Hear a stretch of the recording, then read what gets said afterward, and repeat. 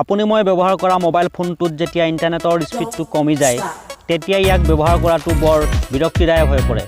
4G internet ব্যৱহাৰ কৰা হয় অথচ ইয়াৰ স্পীড 2G ইণ্টাৰনেটতকৈ স্লো হৈ পৰে নমস্কাৰ বন্ধুসকল মই হলো ভাস্কৰ আৰু আপোনালোকে চাই আছে মোৰ চেনেল কলংপৰি আড্ডা মোবাইলৰ ইণ্টাৰনেটৰ স্পীডটো কিয় স্লো হৈ যায় মোবাইলৰ ইণ্টাৰনেটৰ স্পীড বহুৱাটো সম্ভৱ নে আজি এই ভিডিঅ'টিত আপোনালোকক এনে তিনিটা টিক্সৰ কথা মই জনাম যেকেইটা টিক্স আপোনালোকে অৱলম্বন কৰিলে আপোনাৰ মোবাইলৰ স্পীড দুগুণে বাঢ়িব তেন্তে ভিডিঅ'টি স্কিপ নকৰাকৈ শেষলৈ চাই থাকিব আৰু তেতিয়াহে জানিব পাৰিব এই তিনিটা টিক্সৰ কিদৰে আপুনি ব্যৱহাৰ কৰিব ধন্যবাদ মোৰ চেনেলটোৰ ভিডিঅ'সমূহ চাবলৈ চেনেলটো সাবস্ক্ৰাইব কৰিব আৰু কাষতে থকা যেটো বেল আইকন আছে সেইটো প্ৰেছ কৰি ৰাখিব চেনেলটো সাবস্ক্ৰাইব কৰা নামত আপোনালোকৰ কোনো ধৰণৰ টকা পইচা খৰচ নহয় একেবাৰে ফ্ৰী হয় তেন্তে আশা কৰিলে সাবস্ক্ৰিপশ্যন কৰিব আৰু ভিডিঅ'সমূহ চাই থাকিব বন্ধুসকল মোবাইলত ইণ্টাৰনেট স্পীড কৰাৰ বাবে যি তিনিটা টিক্সৰ কথা কৈছোঁ তাৰ প্ৰথম টিক্সটো হৈছে আপুনি হেণ্ডছেটত গুগল ক্ৰম এপ্লিকেশ্যনটো এইদৰে খুলিব গুগল ক্ৰম এপ্লিকেশ্যনটো এইদৰে খুলিব আপুনি ইয়াত যদি এতিয়া বৰ্তমান আপুনি কিবা সাৰ্চ কৰে সেইটো লোড হওঁতে নিশ্চয় বহুত টাইম লাগিব কিন্তু তাক আমি ঠিক কৰাৰ বাবে আমি প্ৰথমতে 3 ডটলৈ আহিব লাগিব এইদৰে 3 ডটটো আপুনি ক্লিক কৰি দিয়াৰ পিছতে ইয়াতে আহিব আপোনাৰ সাইট সেটিংছ অপচনটো সাইট সেটিংছ অপচনটোলৈ অহাৰ পিছত আপুনি ইয়াত চাব বিচাৰি ল'ব ইয়াতে লিষ্টৰ পৰা ষ্ট'ৰেজ অপচনটো আছে ষ্ট'ৰেজ অপচনটো এইদৰে বিচাৰি ল'ব এই ষ্ট'ৰেজ অপচনটোত মই ক্লিয়াৰ কৰি থকা ফলত ইয়াতে মোক সম্পূৰ্ণ ক্লিন দেখাইছে আপুনি যদি ক্লিয়াৰ নকৰে ইয়াতে আপোনাৰ ফুল হৈ থাকিব ইমান দিনে আপুনি গুগল ক্ৰমত যিমানবিলাক সাৰ্চ কৰিছে সকলোবিলাক ফাইল ইয়াতে কেছ ফাইল হয় লিষ্টেড হৈ থাকে বহু শ ফাইল থাকে ইয়াত আপুনি এইটো ইয়াতে অপচনত আহিব এইটো ক্লিয়াৰ কৰি দিব ক্লিয়াৰ কৰি দিয়াৰ পিছত এইটো পৰা বেক হৈ আহিব বেক হৈ আহি এইটো আপুনি বেকগ্ৰাউণ্ড সিঙ্ক এইটো মই অলৰেডি অফ কৰি ৰাখিছোঁ ইয়াক অফ কৰি ৰাখিব লাগে জেনেৰেলি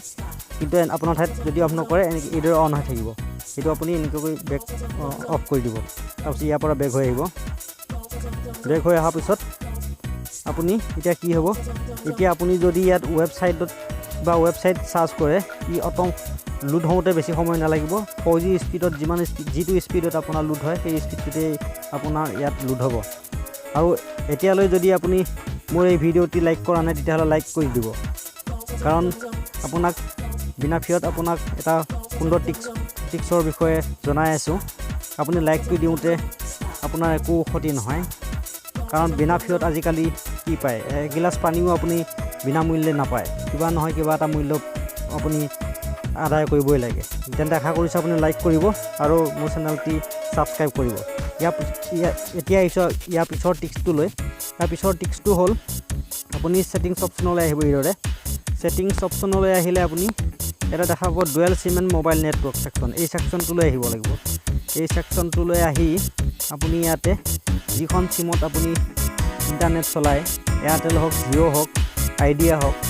সেই আপুনি যিখন চিমতে আপুনি নেট চলায় সেই চিমখন চিলেক্ট কৰিব মই যিহেতু জিঅ'ত চলাওঁ সেইখন চিলেক্ট কৰিছোঁ চিলেক্ট কৰাৰ পিছত আপুনি ইয়াতে আহিব এক্সেছ পইণ্ট নেম এই অপশ্যনটোলৈ আহিব অপশ্যনটো লৈ অহাৰ পিছত এইটোতে আপুনি জিঅ' নেটটোৰ বিষয়ে দেখা পাব ইয়াতে জিঅ' 4G ইয়াতে আই বটনটো লৈ আহিব যিটো আই বটন আছে সেই আই বটনটো এনেকৈ ক্লিক কৰি দিয়াৰ পিছতে ইয়াতে হ'ব ইয়াতে দেখা পাইছে এখন লিষ্টখন খোলা খাইছে মনত ৰাখিব ইয়াতে আপুনি একো বিশেষ চেঞ্জ কৰিব নালাগে গোটেইখিনি যেনেকৈ আছে সেইদৰে থাকিব দিব ইয়াতে মূল এটাই ছেটিংছ কৰিব লাগিব ছাৰ্ভাৰ ছেটিংছ যিটো আছে সেই ছাৰ্ভাৰটো আপুনি ক্লিক কৰি দিব ইয়াতে অলৰেডি মোৰ টাইপ কৰাই আছে আপুনি এইদৰে www.google.com এই এড্ৰেছটো আপুনি লিখি এড্ৰেছ ছেভ কৰি দিব ইয়াত ছেভ কৰাৰ পিছত আপোনাৰ মোবাইলটো অফ কৰি অন কৰাৰ পিছত আপুনি আকৌ কৰাৰ পিছত এইদৰে ছেটিংছ অপশ্যনটোলৈ আহিব ছেটিংছ অপশ্যনটোলৈ অহাৰ পিছত আপুনি ডুৱেল চিম হৈ অহাৰ পিছত মোবাইল নেটৱৰ্ক এতিয়া কি কৰিব লাগিব মোবাইলটো আপোনাৰ ইয়াতে এটা অপশ্যন চাব ডাটা ছেভিং অপশ্যনটো এই অপশ্যনটো জেনেৰেলি অফ হৈ থাকে এইদৰে ইয়াক আপুনি অন কৰিব লাগিব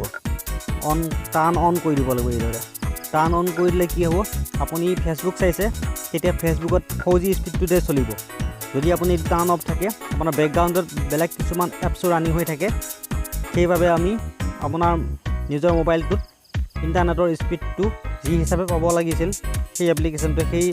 স্পীডত নোপোৱাৰ বাবে স্লো ৰানিং হয় এতিয়া আপুনি এইটো অন কৰি দিয়াৰ পিছত আপুনি যদি ফেচবুক চলায় বা ইউটিউব চলায় এতিয়াৰ পৰা আপোনাৰ মোবাইলটোত ফেচবুক চলালে 4G যিটো স্পীড হয় সেই স্পীডটোতেই চলিব। আশা কৰিছোঁ আপোনালোকে ছেটিংছকেইটা সঠিকভাৱে কৰি ল'ব পাৰিছে। আজিলৈ এই ভিডিঅ'টোত ইমানেই। চাই থাকিব বিভিন্ন ভিডিঅ'ৰ বাবে মোৰ চেনেলটি কলমপুৰী আড্ডা ফাইণ্ডিং দ্য ৰুট।